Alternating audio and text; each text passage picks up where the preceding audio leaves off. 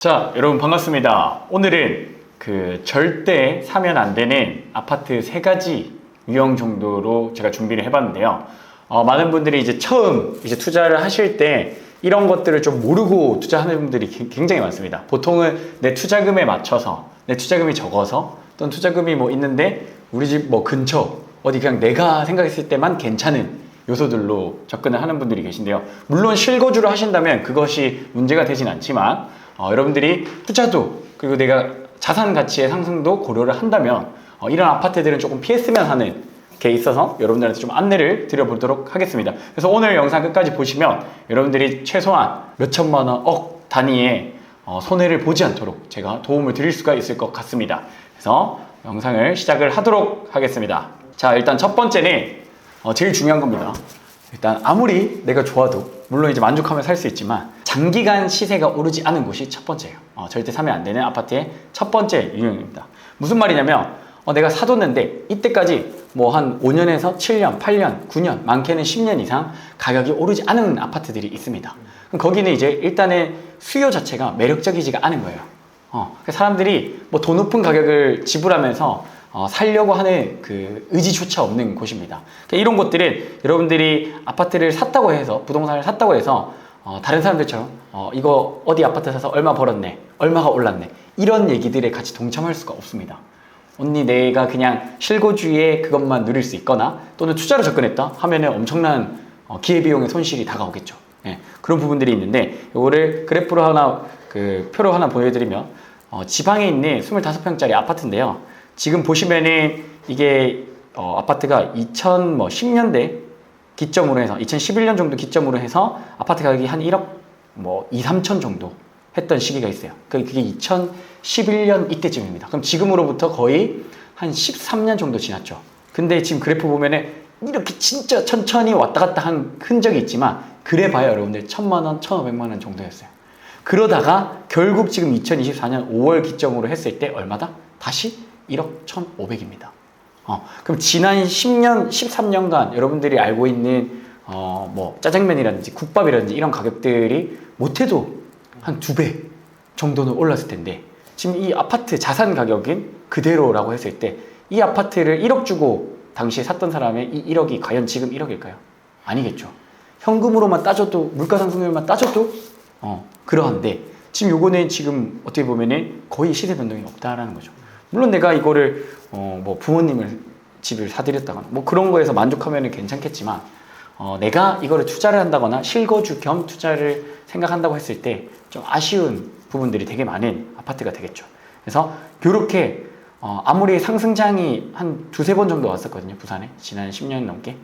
그때 동안 거의 안 오른 거예요. 올라봐야 진짜 한 1,000만 원 정도 올랐다가 다시 또 내려갔다. 그러면 이걸 현금으로 다 주고 사신 분들 같은 경우는 그 돈이 녹았다라고 표현해도 무방할 정도겠죠. 시세 변동이 덜하다.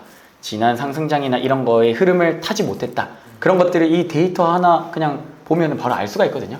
그런 아파트들을 조금 지향했으면 좋겠습니다. 그래서 이게 첫 번째 여러분들한테 안내드릴 사례였고요. 자, 두 번째는 이거 좀 굉장히 중요합니다. 연식 5년 이내 한 동짜리 아파트. 제가 항상 얘기 드리고 이거 2가지가 지금 들어가 있는 거예요. 한 동짜리 아파트라는 거의 의미 자체가 일단 세대수가 적다라는 겁니다. 근데 세대수가 적다라는 건 뭘 의미를 하냐면 거래가 많이 안 이루어진다.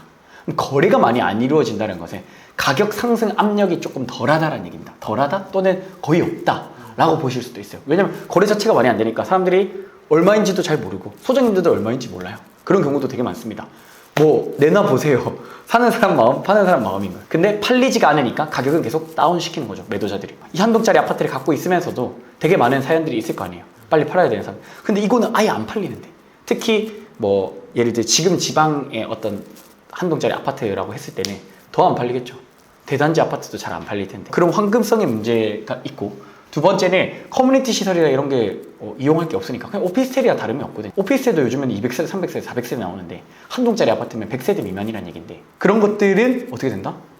일단 기본 수요 자체가 적고 황금성이 떨어지니까 시세도 거래량도 없고 시세도 오르기가 어렵다. 그런 것들이 있습니다. 근데 여기서 이제 또 포인트는 5년 이내입니다. 5년 이내. 이건 한 방 더 맞아요. 10년이 지났으면 차라리 괜찮아요. 그 가격 그대로 갈 거거든요. 아까 제가 보여드렸던 그 그래프대로 갈 거예요. 가격이 오르지도 그냥 조금씩 떨어질 거예요. 조금씩. 근데 5년 이내면 뭔 말이냐면, 자, 여러분들 그 아파트에는 두 가지 가격으로 이루어져 있어요. 아파트는 건축비, 토지. 그러면 5년 이내면은 땅값은 그대로라고 했을 때 이 건축비가 뻥튀기 돼 있을 가능성이 되게 높습니다. 여러분들 신축 빌라 사지 말라고 하는 것들이 그거잖아요. 감가가 되기 때문에. 그래서 그 가격이 계속 떨어지잖아요. 근데 마찬가지로 연식 5년 이내 한 동짜리 아파트는 어떻게 해서요? 똑같습니다. 이미 그 분양가 자체가 뻥튀기 돼 있는 상태에서 내려오겠죠. 근데 이 5년 이내에 내가 샀다. 그러면 감가를 한 번 더 맞고 가격은 오르지 않고 계속 떨어지는 자산을 하나 사는 거예요. 그래서 요거를 보면은 한 동짜리 아파트 10년 정도 된 거를 제가 가져와 봤어요. 무서운 게 2015년 분양했던 건데 딱 2018년 이맘때쯤에 2억대 분양했다가 4억에 누가 산 거예요. 이거 산 사람은 그냥 이거 그대로, 이거는 오르지도 않습니다. 이거 뭐 10년 둔다고 해서 오르나요? 안 올라요. 이렇게 한 방 맞고 쓰러지는 겁니다, 여러분들. 그러면은 어떻게 된다? 거래량 자체가 없고 지금 이 시점에 비싼 금액에 물릴 수가 있다는 거예요. 5년 이내에 딱 들어갔을 때. 이건 뭐 경매로 사든 다 마찬가지입니다. 바로 단타로 세네 달 안에 털고 나올 수 있다라는 확정적인 뭔가가 있지 않는 이상은 경매로 들어가도 어려워요. 이런 것들은. 이해되셨나요? 그리고 시세 변동이 똑같이 앞에 세수가 적은 거 얘기한 것처럼 거의 없습니다.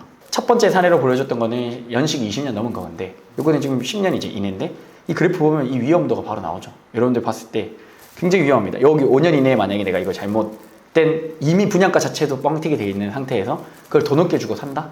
이러면은 이거 팔고 나오기도 어렵고 마이너스는 마이너스대로 가는 거예요. 비싼 금액에 여러분들이 물릴 수 있다는 위험. 이게 신축 빌라나 신축 오피스텔 다 마찬가지죠. 그런 위험성, 리스크가 있기 때문에 여러분들한테 그것들을 투자를 하지 말라고 얘기를 드리는 겁니다. 그래서 빌라도 마찬가지고 오피스텔도 마찬가지고 이 한 동짜리 아파트에 다 공통점이 그런 것들이 세대수가 적고 거래량이 적기 때문에 이런 것들은 가격 뻥튀기가 한번 건축비로 될 수 있기 때문에 그것들이 지나고 저는 최소 7년은 지나고 나서 그 빌라나 오피스텔을 낙찰받아서 뭔가 처리하거나 이런 거는 싸게만 산다면 괜찮다고 얘기를 드리지만 그 이내다 하면은 감가가 한번 맞을 수 있기 때문에 내가 싸게 샀다고 하더라도 그 금액 이상으로 떨어질 여지가 충분히 있다는 거 여러분들이 꼭 기억을 하셔야 됩니다. 그냥 단순히 싸게 샀다고 중요한 게 아니에요. 이 가격이 오를 만한 걸 싸게 사야 좋은 거지 내려갈 여지가 있는 거를 싸게 사는 거는 그 리스크를 굉장히 많이 떠안아야 될 수가 있다. 특히 이런 것들은 거래가 더 많이 안 되기 때문에 가격이 훅 떨어질 수가 있다는 겁니다. 이미 사신 분들은 어쩔 수 없겠지만 앞으로 이런 물건들을 내가 투자금이 적어서 또는 경매로 입찰하시는 분들 마진이 너무 커서 본다고 했을 때는 이런 점을 좀 주의할 필요가 있습니다. 물론 이런 사례가 좀 고급 주거 단지 예를 청담동이나 압구정이나 강남에 있는 한동짜리 아파트면은 여기 조금 덜 할 거예요. 물론 그래도 이 건축비 뻥튀기 된 게 있을 수도 있습니다. 그것들을 어차피 잘 가려서 하셔야 되고 위치에 따라 조금 상황이 달라질 수는 있으나 대부분의 지역들에 있어서는 이런 것들이 조금 적용이 된다. 그래서 5년 이내 한동짜리 아파트는 여러분들이 조금 피해야 되지 않을까라고 생각을 좀 해봅니다. 마지막 세 번째, 이거 되게 중요한데요. 개발 호재 하나만으로 가격이 오른 아파트를 얘기합니다. 개발 호재. 자, 개발 호재라는 게 이 부동산 투자에 있어서 여러분들 어떤 게 좋을까라고 생각하면 이것은 그냥 플러스 알파다라고 생각하시는 게 좋아요. 플러스 알파다. 그러니까 이게 있어서 오히려 그냥 플러스 되는 거지 이것 때문에 가격이 막 미친 듯이 치고 올라간다는 없습니다. 끝까지. 뭐 예를 들어 지금 3억인데 이 개발 호재가 터져서 3억 3천 4천이 가는 거는 괜찮은데 이 3억짜리가 5억 6억이 되기까지는 그 개발 호재가 하나 땅 터진다고 해서 바로 그렇게 가는 게 아니거든요. 물론 일시적으로 갈 수 있습니다. 근데 그거를 주의하라고 지금 이 얘기를 드리는 거예요. 개발 호재 하나만으로 가격이 올랐던 지역이 여러분들 부동산 투자하시는 분들은 기억하실지 모르겠지만 이 위에 거는 잘라주시죠. 그렇죠? 네. 기사를 하나 가져와 봤는데요. 방사선 가속기 호재로 청주 부동산 시장 활기. 이게 2020년 5월달 기사입니다. 저도 이때 기억나는데요. 이때 당시에 수도권 시장이 이제 반등을 하려고 하는 그 추이를 보이면서 지방의 일부 지역들은 굉장히 가격도 치고 나가고 있었던 상황이었어요. 근데 청주는 아직까지는 흐지부지 이렇게 있었던 상황인데 이 방사선 가속기라는 호재 하나로 청주 부동산 뭐 그때 기억납니다. 전화하면은 소장님들 전화 다 안 받고 막 줄 서 있다 하고 기사 뜨고 사람들이 청주에 이 방사선 가속기 호재 있는데 막 그렇게 살려고 해요. 호가가 1억씩 2억씩 올라가고 그런 시기가 있었어요. 근데 사실 이 방사선 가속기 호재가 뭔지도 모르는 사람들이 제가 알기로 90% 이상이었어요. 저도 당시 뭔지 몰랐어요. 근데 뭐 방사선 가속기가 대박이 나서 기사가 뜨고 단톡방에 막 올라오고 이러다 보니까 이거 하나로 올라갔다가 몇 개월 뒤에는 이거 아예 그냥 이 방사선 가속기 검색 자체를 다들 안 했어요. 금방 꺼졌다고요. 이거 보면은 뭐 어디인지도 정확하게 이거 지금 뭐 진행되고는 있는 걸로 알아요. 근데 지금 4년 정도 지났는데 특별하게 뭔가 막 급속도로 진전됐다 이런 건 전혀 없거든요. 그래서 이게 되게 재밌었어요. 그리고 그러면서 여기서 저는 승자는 뭐냐면 이 호재를 이용해서 가격을 그렇게 올린 다음에 판 사람들이 승자지 산 사람이 승자라고 생각은 절대 안 하거든요.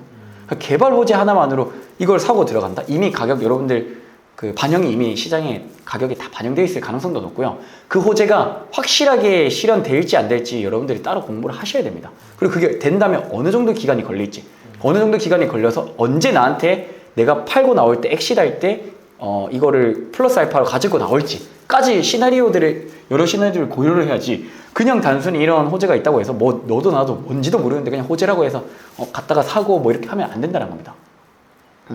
재건축 재개발도 마찬가지고요. 된다고 해서 뭐 추진위원회 설립, 조합 설립 거기서 내가 그럼 어떤 타이밍에 어떻게 치고 빠지고 나올지를 계산을 해야 된다. 그냥 단순히 그것만 보고 들어가시고 호재가 있다고 사시면 안 되고요.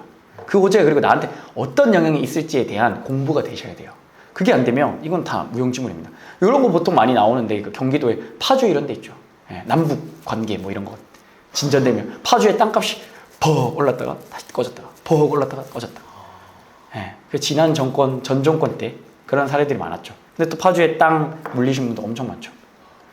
그 호재 하나만으로 여러분들 집값이 또는 땅값이 물론 오르기도 내리기도 하지만 그것만으로 보고 들어가기엔 리스크가 너무 크다. 그리고 그 호재가 쭉 여러분들 상상처럼 되게 긍정적인 방향만으로는 안 흘러갈 가능성도 있고요. 물론 누구나 아는 확정적인 호재들은 또 다르겠지만 방금 제가 얘기 드렸던 이런 호재들 있죠. 네, 그때는 파는 사람이 그 시점을 잘 알고 이용을 해야지 사는 입장에서는 조심해야 된다는 겁니다.